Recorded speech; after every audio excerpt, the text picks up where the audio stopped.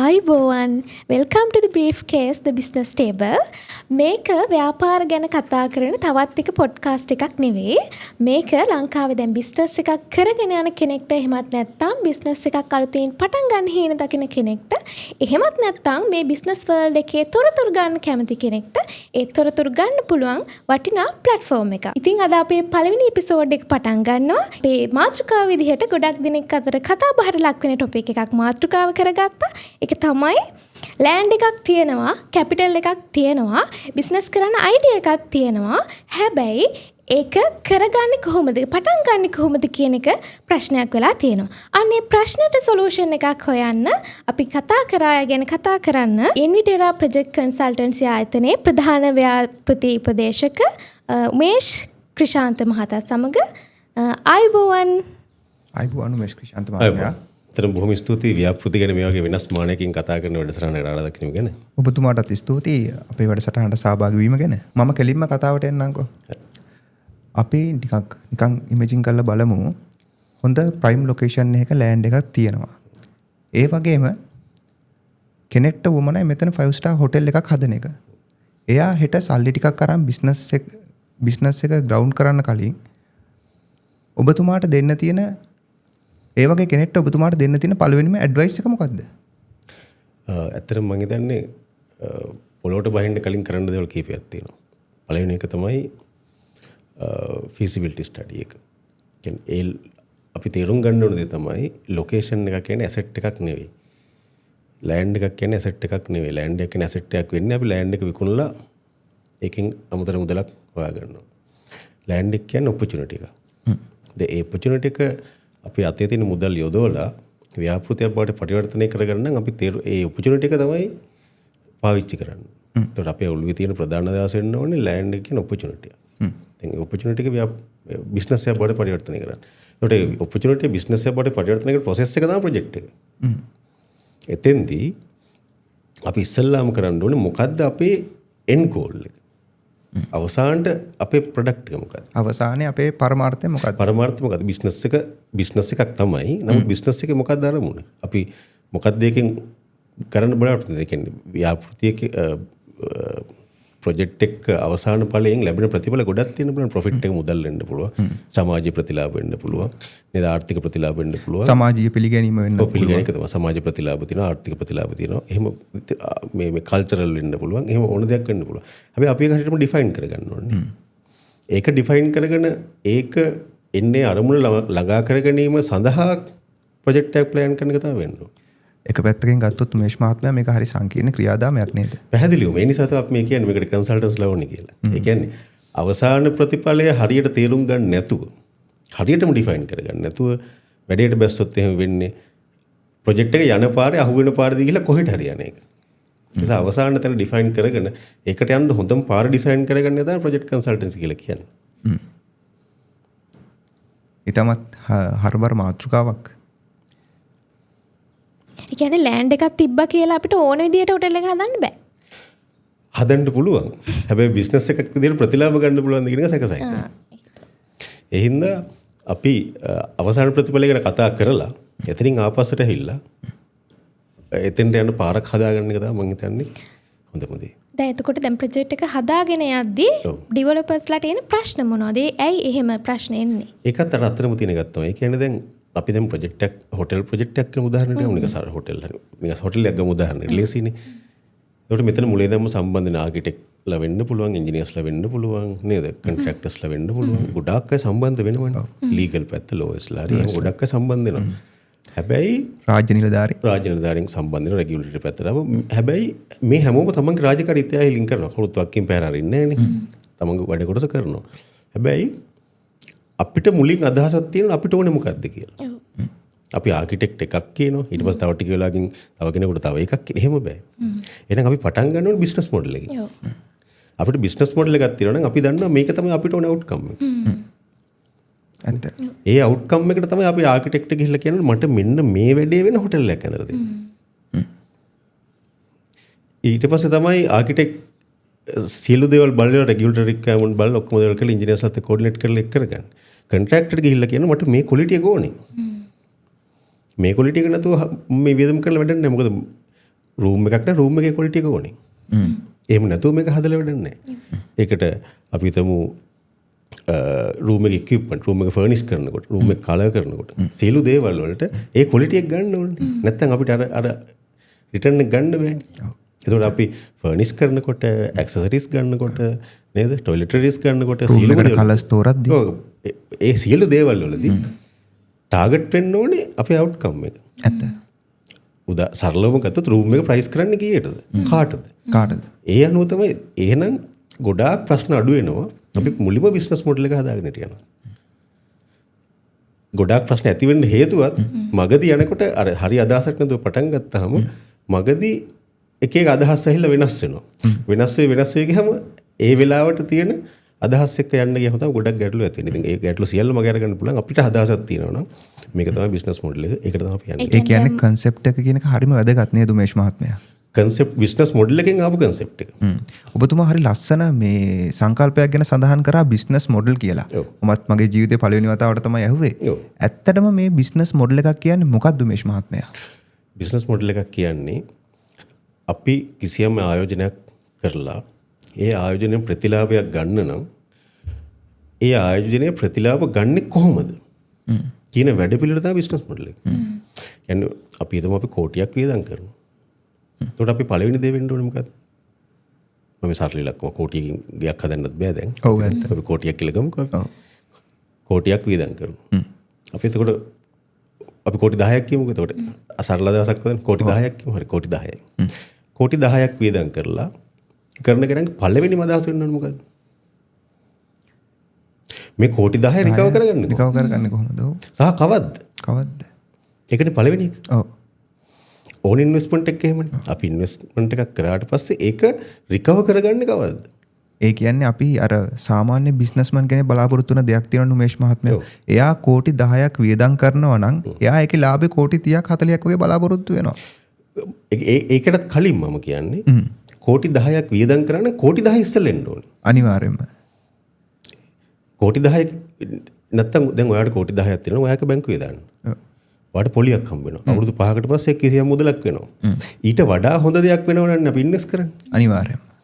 ඒතර ඔයාලට අවුරුදු 5කින් කෝටි 10ට අදාළව පොලියත් එක්ක හම්බෙන මුදලට වඩා එකක් ඔයාලට ගන්න බැයි නම් ඔයා ඉන්වෙස්ට්මන්ට් එක වෙන ඉන්වෙස්ට්මන්ට් එකක් කරලා නේ FD එකක් දාන එක හොඳයි. ඇත්තටම. එහෙනම් අර ඉන්වෙස්ට්මන්ට් එකට අපි කල්පනා කරන්නේ ඒක වෙන්නේ කවද්ද? ඒතර කෝටි 10 වියදම් කළා අපිට කෝටි 10 රිකවර් වෙන්නේ කවද්ද? ඉස්සෙල්ලා.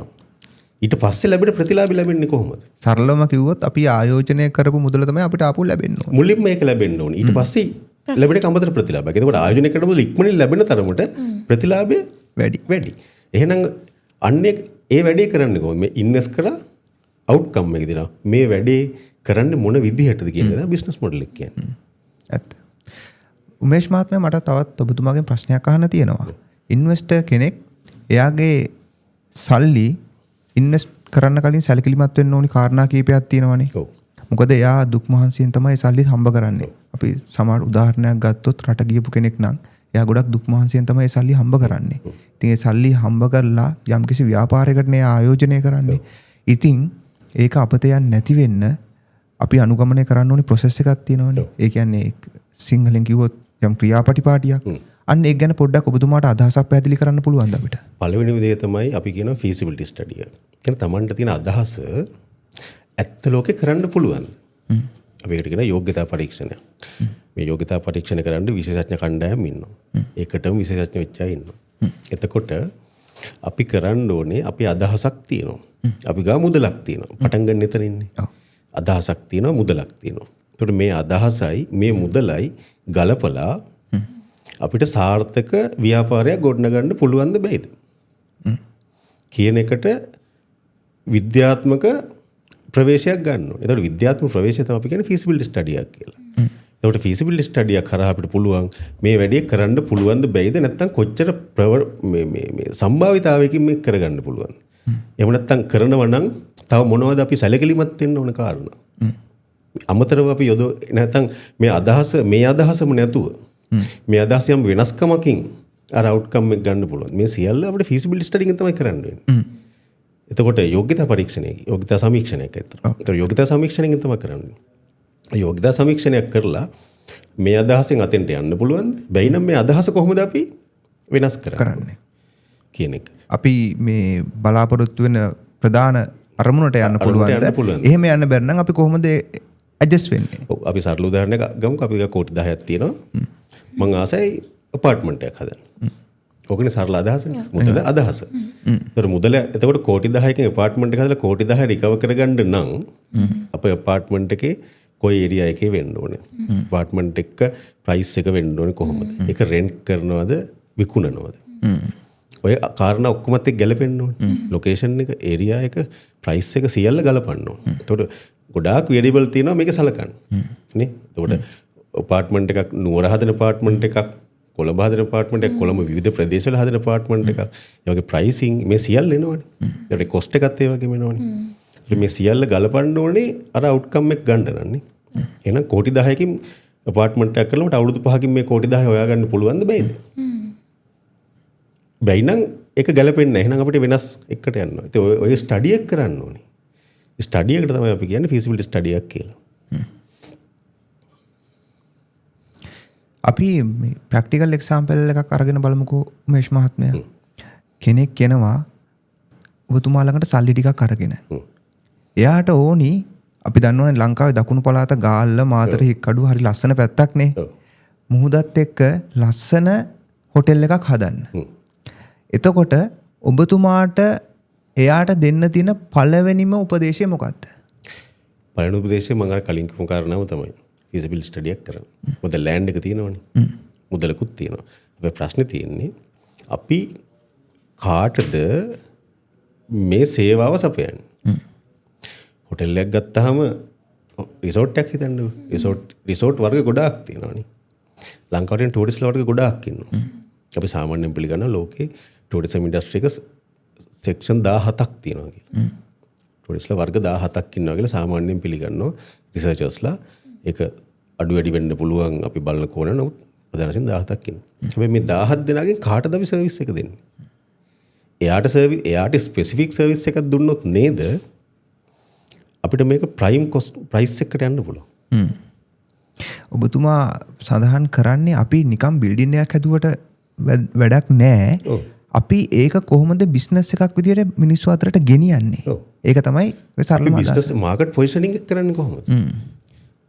එන සියරමුට විලස්ටට කාමර දෙන්න නම් ඒක වෙන එකක්. කමන්න ඒක එහෙමත් මොඩල් තියෙනවා. හරි ප්‍රශ්නයක් නැහැ. හැබැයි මේක කාලාන්තරයක් පවතින ව්‍යාපාරයක් කරන්න නම් අපිට තියෙන හරියටම අදහසක් අපි සර්විස් එක කාටද දෙන්නේ? අපි දැන් ලංකාවේ බොහොම ප්‍රසිද්ධ උදාහරණ තියෙනවා මේ මෑත කාලේ දිනු වෙච්ච ව්‍යාපාර. හරියටම කෙනා වඳුරගෙන තියෙන සර්විස් එක දෙන. එතකොට ඒ වගේ අපේ රිසෝට් එක වෙන්න පුළුවන්, හොටෙල් එක වෙන්න පුළුවන්, ගෙස්ට් හවුස් එක මොකක් හෝ. අපි කරන මොඩල් එක අපි තෝරගන්න ඕනේ කාටද සර්විස් එක දෙන්නේ.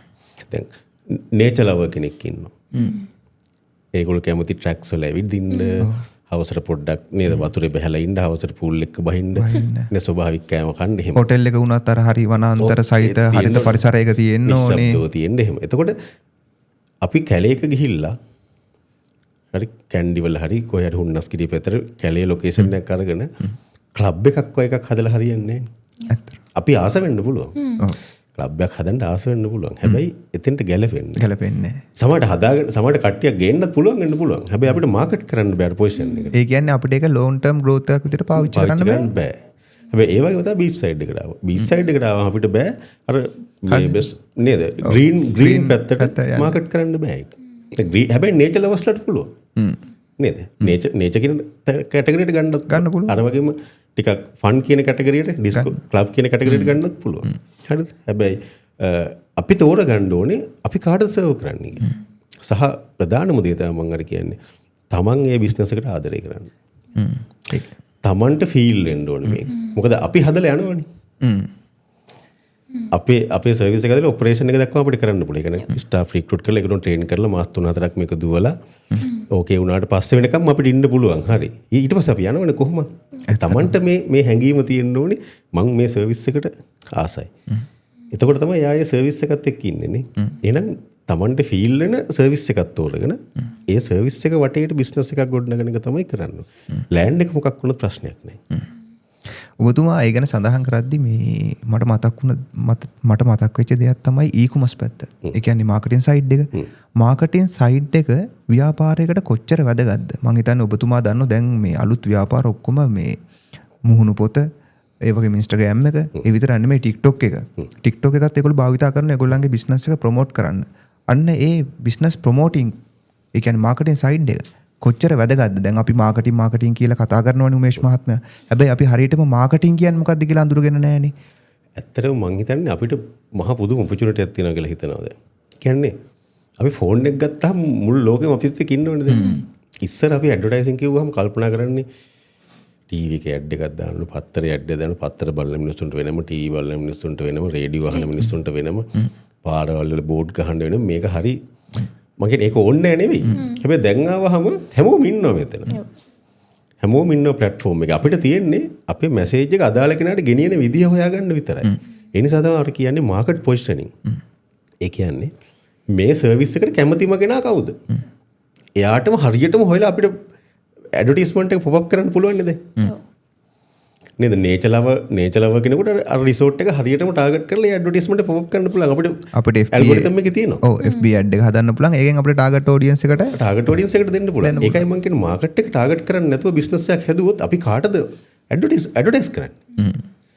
අපි කාවට ටාගට් කරන්නේ? ඒ නිසා අපි හරියටම හොයාගන්න ඕනේ අපේ මාකට් පොසිෂන් එක. ඒ මාකට් පොසිෂන් එකට අදාළ කස්ටමර්ස්ලා තෝරලා එතකොට හරියටම අදාළ පොයින්ට් එකට ඇඩ්වර්ටයිස් කරන්න පුළුවන්. ඒ නිසා පළවෙනි එක තමයි මම අර කිව්වා මාකට් පොසිෂන් එක හොයාගන්න එක. ඒක අර feasibility study එක කරලා business model එක හදනකොට එනවා. හරි. ඊට පස්සේ ඇඩ්වර්ටයිසින් පටන් ගන්න අපිට පුළුවන් ආකිටෙක්චරල් ඩිසයින් ඉවරෙච්ච එකම. ඒ දැන් අපිට ප්‍රොඩක්ට් එකක් තියෙනවානේ. අපි ඕකනේ හදන්නේ. එතකොට business model එක ඇත්ත ලෝකේ ප්‍රොඩක්ට් එකක් බවට පරිවර්තනය කරන එක ආකිටෙක්ට් කරන්න පුළුවන්. එයා ඒක කරනවානේ. එයා ඒක ඇත්ත ලෝකේ ප්‍රොඩක්ට් එකක් බවට පරිවර්තනය කරලා අපිට දැන් content තියෙනවා, resource තියෙනවා, marketing process එක පටන් ගන්න. අපිට මාකටිං ප්‍රොසෙස් එක පටන් ගන්න පුළුවන් ආකිටෙක්චරල් ඩිසයින් ඉවරෙච්ච ගමන්ම. මොකද කන්ස්ට්‍රක්ෂන් එකට අපි අවුරුද්දක් මාස 15ක් මාස 18ක් ගියා කියලා. ඒ කාලය තුළ අපිට බ්‍රෑන්ඩින් වැඩ ටික, මාකටිං වැඩ ටික, මූලික වැඩ ටික ඉවර කරගෙන තියාගන්න පුළුවන්. කන්ටෙන්ට් ටික හදාගෙන කන්ස්ට්‍රක්ෂන් එකේ කන්ටෙන්ට්. එතකොට අපිට ප්‍රී ඕපනින් එක වෙනකොටම අපිට කන්ටෙන්ට් ටික තියෙනවා. කන්ටෙන්ට් කියන එක හරි වැදගත්. හරි වැදගත්. එතකොට අපි මාකට් එකේ ලෑස්ති වෙලා පේජ් එක ඇවිල්ලා නේද? පේජ් එක ඒකේ මැචුව වෙලා, වෙබ්සයිට් එක මැචුව වෙලා හැදිලා තියෙනවා. මොකද 3D එක තියෙනවනේ දැන් අපි ගන්න.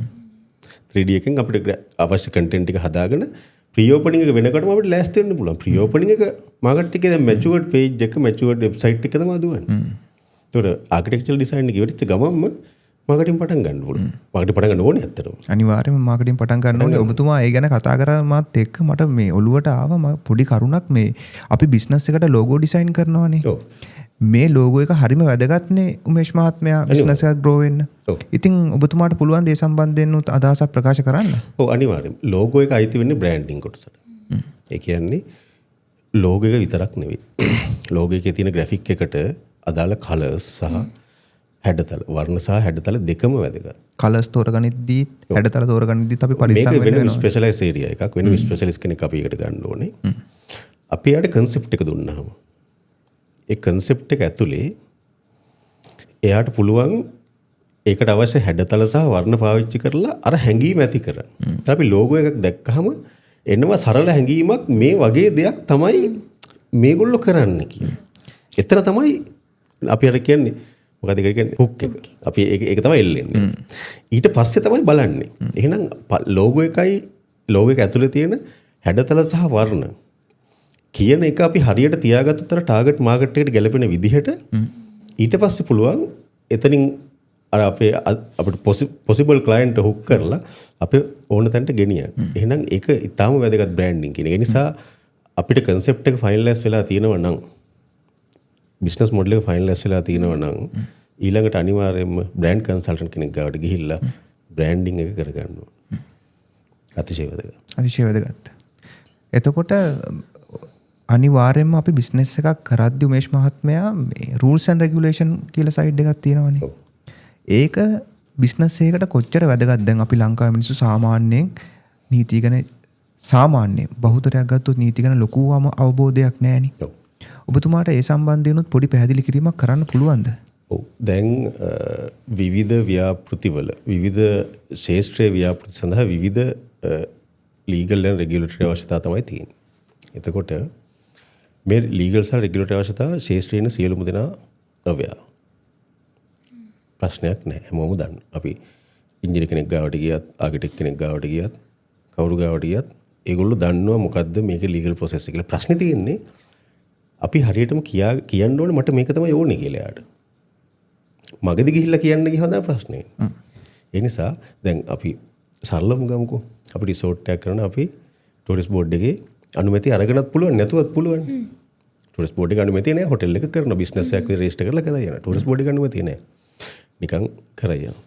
හැබැයි ටූරිස්ට් බෝඩ් එකේ අනුමැතිය ගන්නවා නම් මුලදීම අපි කතා වෙන්න ඕනේ ටූරිස්ට් බෝඩ් එකේ අනුමැතිය සහිතව දැන් 3 ස්ටාර් හෝ 5 ස්ටාර් හෝ කැටගරි එකට අදාළව තමයි මම ඉන්වෙස්ට්මන්ට් එක කරන්න කියලා. එතකොට ඊට අනුව අර විශේෂඥ කණ්ඩායමට ඊට අදාළව ඩිසයින් ටික ඩොකියුමන්ටේෂන් පැත්ත සම්පූර්ණයෙන් කරන්න පුළුවන්. හැබැයි ප්‍රධානම දේ තමයි අපේ අවශ්‍යතාවය පැහැදිලිව කියන්න ඕන. මගටිකට සායනක් අපි මේක 3 ස්ටාර් ගමු. වගේ එකක් ආවොත් තමයි අර මුලින්ම ප්‍රශ්නේ තියෙන ආපස්සට යන්න දුවන්න පනින්න වෙන්නේ. නිසා රෙගියුලටරි අවස්ථාව ඉතාම වැදගත්. සාර රෙගියුලටරි අවස්ථාව ටික සංකීර්ණයි ලංකාවේ. සමහර අවස්ථා ආයතන 16කින් 17කින් අවසර ගන්න වෙන අවස්ථා තියෙනවා. හැබැයි මේ සියල්ල කරන්නත් පුළුවන්. හරි කරන්න අවශ්‍ය දැනුම ශේෂ්ත්‍රීය සියලුම විශේෂඥයන් ගාවත් තියෙනවා. හැබැයි මොකක්ද කියන එක මුලින්ම පැහැදිලි කරගෙන ගියොත් අපිට මේක කවර් කරගන්න පුළුවන් ප්‍රශ්නයක් නෙවෙයි. ප්‍රොජෙක්ට් එකේ ප්‍රී ඩිසයින් සයිඩ් එක කොහොමද කරන්නේ? ප්‍රී ඩිසයින් සයිඩ් එක තමයි අපි අර කියන්නේ feasibility study එකේ ඉඳන් business model එක දක්වා කරන කොටස. ඒ දෙකෙන් තමයි concept එකක් අපි develop කරගන්නේ. එතකොට අපිට අදහසක් තිබුණ ගමන් අපි කරන්න ඕනේ feasibility study එකක් කරලා ඒ feasibility study අදාළව business model එකක් හදාගන්න. එතකොට මෙතෙන්දී කණ්ඩායම් දෙකක් එක්කව වෙනවා. feasibility study කරන research team එකක්. ඒගොල්ලෝ දත් එක්කව කරලා කස්ටමර්ගේ කැමැත්ත ඉස්සෙල්ලාම බලන්න එකට අපි ක්වෙක්ෂන් එකක් ඒගොල්ලෝ ගාව තියෙනවා. කස්ටමර්ත් එක්ක ඉස්සෙල්ලාම ඩිස්කෂන් එක කරලා පස්සේ අපි ක්වෙක්ෂන් එකක් හදනවා. හදලා කස්ටමර්ට දීලා එයාගේ හිතේ තියෙන එක අපි එළියට ගන්නවා. අපි වචනෙන් කියනකොට තව ඇතුලේ දේවල් තියෙනවනේ. ඒතකොට ඒ ටික ගන්නවා. ඒක අරගෙන ඊට පස්සේ එයාගේ ආයෝජන සීමාව හරි මොකක් අපිට දෙන දේටත් එක්ක මාකට් එකේ තියෙන ඩේටා නේද?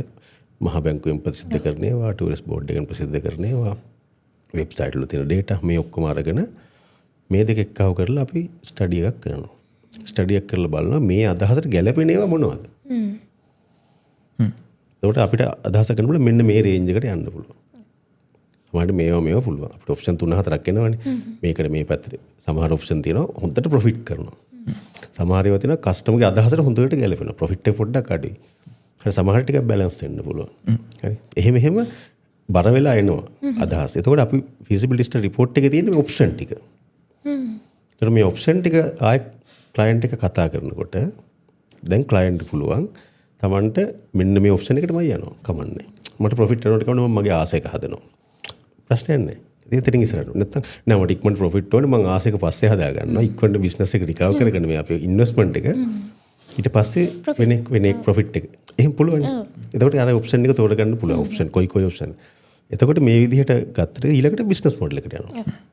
බිස්නස් මොඩල් එක කියන්නේ තව වැඩක්. අර ඔප්ෂන් එක අරන් අපි ගියාට පස්සේ අපි ඒ ශේෂ්ත්‍රීය විශේෂඥයෙක් ගාවට යනවා. අපි රිසෝට් එකක් කරනවා නම් රිසෝට් ෆීල්ඩ් එකේ එක්ස්පර්ට් එකක් තියෙන කෙනෙක් එක්ක කතා කරන්න ඕනේ. මගේ ලොකේෂන් එක මේක, මගේ අතේ තියෙන ගාන මේක, මට මේ ලොකේෂන් එකේ මොකද්ද කරන්න පුළුවන් හොඳම දේ. ඒ කියන්නේ අපිට හිතෙන විදියට රිසෝට් එකක් හදන්න බෑ. හදන්න බෑ. ඒකට අර ෆීල්ඩ් එකේ හිටපු කෙනා. අවුරුදු 30ක් 35ක් හිටපු ඒ පැන්න විශේෂඥතාවය තියෙන කෙනෙක් එක්ක අපිට මේ බිස්නස් මොඩල් එකක් හදාගන්න පුළුවන්. මෙතන කරනවා නම් මෙහෙම කරන්න පුළුවන්. ඔයාට මේ වගේ රූම් කන්සෙප්ට් එකක් මේ වගේ ගානකට රූම් එකක් දෙන්න පුළුවන්. ඔයාගේ කන්ස්ට්‍රක්ෂන් කොස්ට් එකත් එක්ක මෙතෙන්ට යන්න පුළුවන් නම් මෙහෙම කරන්න පුළුවන්. කියලා අපිට බිස්නස් මොඩල් එකක් හදාගන්න පුළුවන්. මෙච්චරක් වියදම් කරන එක ඇතුලේ මෙච්චර ආදායමක්, මෙච්චර ප්‍රොෆිට් මාජින් එකක් කියන එක හදාගන්න පුළුවන්. කියන්නේ රූම් එකකින් එන ආදායම. ඊට F&B වලින් ෆුඩ් ඇන්ඩ් බෙවරේජස් වලින් ආදායම, අදර් සර්විසස් වලින් එන ආදායම. ඒකට අපිට මේක නේචර් රිසෝට් එකක් කියලා ට්‍රේල් එකක් එක්කන් ගිහිල්ලා අපි හිතමු එළිය බ්‍රෙක්ෆාස්ට් එකක් දීලා මේ උදේම ට්‍රේල් එකට යනවා. නේචරිස් කෙනෙක් අර නැචරලිස් කෙනෙක් එක්ක හරි යනවා. ඉල්ල පොඩ්ඩ දුරක් ගිහිල්ලා එක තැනක ලෑස්ති කරලා පොඩි පික්නික් එකක් වගේ ලෑස්ති කරන බ්‍රෙක්ෆාස්ට් එක. ඒතකොට ඒ බ්‍රෙක්ෆාස්ට් එක රෙස්ටොරන්ට් එකේ දෙන බ්‍රෙක්ෆාස්ට් එක නෙවෙයිනේ. ඊට පස්සේ ට්‍රේල් එකේ ඇවිදලා ඇවිල්ලා ලන්ච් එක පොඩ්ඩක් එළි මහනක ලෑස්ති කරනවා. පොඩ්ඩක් රෙස්ට් කරලා එලි මහන ඉඳලානේ ඊට පස්සේ පොඩි රූම් එකේ රෙස්ට් එකක් කරන් ඇවිල්ලා හවස පොඩ්ඩක් පූල් එකට බහලා ස්පා එකට ගිහිල්ලා පොඩ්ඩක් නේ මසාජ් එකක් කරගෙන බාර් එක ගාව පොඩ්ඩක් ඉඳලා නේ ඊට පස්සේ අපි ඩිනර් එකක් ක්ලාස් දෙකන පොඩි ගිනිමලයක් ගහලා පොඩි මියුසික් එකක් කියලා මියුසික් එකක් පොඩි එලි මහනේ එලි මහනේ ඒකට මේක F&B නෙවෙයිනේ මේක එක්ස්පීරියන්ස් එකක් ඒකට මේ පැකේජ් එක හදන්න පුළුවන් මේක තැනට අදාළයි හැබැයි ඒක හදන්න දන්නේ ෆීල්ඩ් එක එක්ස්පර්ට් නේ ඒ කියන්නේ ක්‍රියේටිවිටි කියන එකත් හරි වැදගත් නේද ක්‍රියේටිවිටි එකත් එක්කම එක්ස්පීරියන්ස් එක ෆීල්ඩ් එකේ හිටපු කට්ටිය අනිවාර්යයෙන් ඒ ෆීල්ඩ් එක එක්ස්පර්ට් මෙතන හිටපු කෙනා දන්නවා මෙතන මෙහෙම මොකද ඒගොල්ලෝ අවුරුදු 30 40ක් ඉඳලා මේක දැකලා තියෙනවා මේගොල්ලෝ දන්නවා ඒක ඒකට බිස්නස් මොඩල් එක ඒක මේක තමයි පැකේජස් අපේ කෙනෙක් රූම් එකේ ඉඳලා නේද සමහර කෙනෙක් නේද රූම් චෙක් ඉන් වුණා නේද ඩිනර් ගත්තා බ්‍රෙක්ෆාස්ට් ගත්තා ගියා ඒකත් පැකේජ් එකක් තමයි ඕකේ හැබැයි අරකට පැකේජ් එකක් තව කෙනෙක් ඇහලා මාස 3-4ක් ඉන්නවා ඉන්න පුළුවන් නේ එහෙම තියෙන අවුට් වැඩ කරන්න හැල ඉන්නවන්නේ අවුට් ස්ටේෂන් වල වැඩ කරන සමහරට හොඳටම ඩිස්ටන්ස් ලොකේෂන් එක ගන්න ගෙටවේ එකක් වගේ ලොකේෂන් එක ගන්න සමහරට කම්පැනි එක බෝඩ් මීටින් එකක් දාගන්න වෙන්න පුළුවන් දවස් 3-4 රූම්ස් ටිකේ චෙක් ඉන් වෙනවා කට්ටිය එක රූම් එකක් ටැස්ට් කරගන්නවා ඩිස්කෂන් රූම් එකේදී ඒක ඒගොල්ලෝ ඩිස්කස් කරනවා ඒකට පැකේජස් විදියට නේ ඒකට මේ ඔක්කොම එන්නේ අර ෆීල්ඩ් එක්ස්පර්ට් ගෙන් ඒ නිසා තමයි එයාවත් එක්ක ඉඳගෙන බිස්නස් මොඩල් එක හදනවා ඒකට බිස්නස් මොඩල් එකේ concept එක සම්පූර්ණයෙන් එනවනේ. ඒක තමයි අපි ආකිටෙක්ට් ගාවට ගෙනියන්නේ. එතකොට ඒක තමයි මූලික ප්‍රී ප්ලෑනින් කියන්නේ ඕක. ඒකට ඔය මොඩල් එක ආකිටෙක්ට් ගාවට ගෙනිච්චම ආකිටෙක්ට් ටක් ගාලා තීරණ මොකද්ද කරන්න ඕනේ. ඒකට අර මූලික අධ්‍යයන දෙක නැතුව යන්නේ ඒක තමයි ගැටලුව තියෙන්නේ. හැබැයි මම අනිත් පැත්තට කියන්න ඕනේ. ෆීල්ඩ් එක එක්ස්පර්ට් කෙනෙක් නම්. දැනටම හොටෙල් එකක් තියෙනවා. තව හොටෙල් එකක් හදන්න ඕනේ. එයාට අර කැල්ල එයාට කරගන්න පුළුවන්. දැනටම ඩිපාර්ට්මන්ට් එක ආගාව තියෙනවා. තව පාර්ට්මන්ට් එකක් හදන්න. එයාට ඒක ඇල්ල කරගන්න පුළුවන්. එයා කෙලි මාකට් කෙනෙක් ගාඩිල් කරගන්නවා. එහෙම නැති කෙනාට තමයි අර මුල් කැලි ටික කරගන්න ඕනේ. ඔබතුමාගේ අත්දැකීම් කොහොමද දැන් මේ ප්‍රී ස්ටේජ් එකේ ආපු ප්‍රශ්නත් එක්ක? ප්‍රී ස්ටේජ් එකේ තියෙන අත්දැකීම් දේ පළවෙනි දේ තමයි ක්ලයන්ට්ලා තමන්ගේ ඇත්ත අදහස කියන්නේ නැති එක. ඒගොල්ලන්ගේ ඇටිටියුඩ් එක හිඩන් කරන් ඉන්න එක. හිඩන් කරන්. ඒ කියන්නේ පළවෙනි දේ තමයි ඒකට හේතුව මොකක්ද කියලාද ඔබතුමා පොඩි කාලයක් ගන්න එක ලංකාවේ ඇත්තටම ඒක සාමාන්‍ය ලංකාවේ තියෙන ස්කෑම් වගේ දේවල් එක්ක මිනිස්සු තව කෙනෙක් විශ්වාස නොකිරීම සාධාරණයිනේ. ඉතින් පොඩි කාලයක් අරගෙන කන්සල්ටන්ට් ස්ටඩි කරන්න. එයාගේ ඉතිහාසය නේද එයාගේ පරණ වැඩ සියලු දේවල් ස්ටඩි කරලා පොඩි කාලයක් කරන් කන්සල්ටන්ට් ගැන විශ්වාසයක් ගොඩනගා ගන්න නැතුව කන්සල්ටන්ට් කෙනෙක් ගාවට යන්න එපා.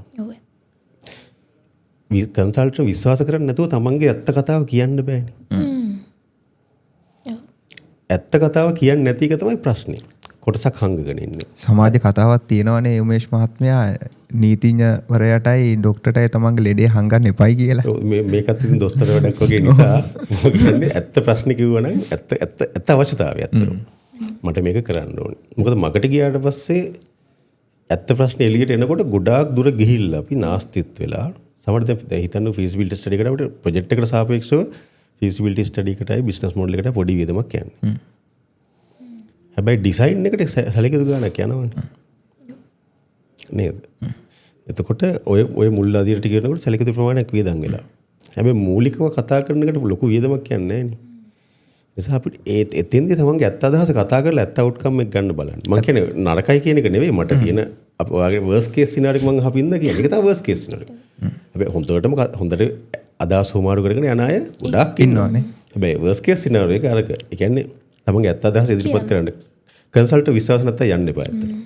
ඇත්තටම. දොස්තර ගාවට වගේ තමයි. ඔව්. දොස්තරට ලෙඩේ හංගන්න එපා නීතිඥවරයාට බොරු කියන්න එපා. ඔව් දොස්තර විශ්වාස නැත්නම් අපි යන්නේ කන්සල්ටන්ට් විශ්වාස නැත්නම් යන්න එපා. සහ කන්සල්ටන්ට් කෙනෙක් තෝරගත්තත් හොඳට විස්තර හොයලා බෑග්ග්‍රවුන්ඩ් එක හොයලා දැන් අපි ලංකාවේ පාවිච්චි කරන ඕනෑම ක්‍රමයක් හොයලා කන්සල්ටන්ට් කෙනෙක් විශ්වාසය ඇති කරන් ගිහිල්ලා ඒත් එක ඇත්ත ප්‍රශ්නේ කතා කරන්න. එතකොට හොඳ අවුට්කම් එකක් ගන්න පුළුවන්. ඉතින් අද අපි වැඩසටහනත් එක්ක එකතු වුණා උමේෂ් මහත්මයා. ඉතින් එතුමා ඉතාමත් හරබර කතාවක් අපිත් එක්ක සාකච්ඡා කරා. ඉතින් එතුමාට බෙහෙවින්ම ස්තුතිවන්ත වෙනවා අපේ වැඩසටහන සහභාගී වීම ගැන. ඉතින් ස්තුතියි උමේෂ් මහත්මයා.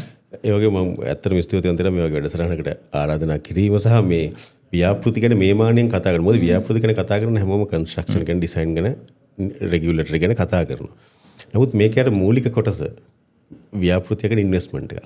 අපේ මොටෝ එක තමයි we transform investment into businesses. ඒ නිසා හැම වෙලේම build the business before the building. yes ඒක මතක තියාගන්න. ඉතින් ඒක කතා කරන්න අවස්ථාව දීපු එක ගැන මම බෙහෙම ස්තුතිවන්ත වෙනවා. ඉතින් අද අපි කතා කළේ බිස්නස් එක ගැන විතරක්ම නෙමෙයි. බිස්නස් එකක් පටන් ගනිද්දි කරන්න ඕන දේවල්, බිස්නස් එකක් කරගෙන යද්දි කරන්න ඕන දේවල්, ඒ වගේම බිස්නස් කන්සෙප්ට් එකක් ඩිවෙලොප් කරගෙන යද්දි කරන්න ඕන දේවල්. ඉස්සරහට අපේ මේ වැඩසටහනට මේ බිස්නස් ක්ෂේත්‍රයේ විවිධ වෘත්තිකයන්, ඒ වගේම විවිධ ව්‍යාපාරිකයන්, ඒ වගේම දැවැන්ත ව්‍යවසායකයන් එකතු වෙනවා. ඉතින් අනිවාර්යයෙන්ම අපේ The Briefcase Business Table YouTube channel එක subscribe කරන්න අමතක කරන්න එපා. ඒ වගේම අපි මේ කරපු වීඩියෝ එකට like එකක් දාන්න අමතක කරන්නත් එපා. අපේ මේ කරපු වීඩියෝ එක ගැන ඕගොල්ලන්ගේ අදහස් තියෙනවා නම් පල්ලෙහින් කමෙන්ට් කරගෙන යන්න. ඒ වගේම මේක වැදගත් කියලා හිතන ඕනම කෙනෙක්ට ෂෙයා කරන්න. මේ වගේම වැඩසටහනකින් අපි ලබන සතියේත් මුණ ගැහෙමු. එතෙක් ඔබට සුබ දවසක්.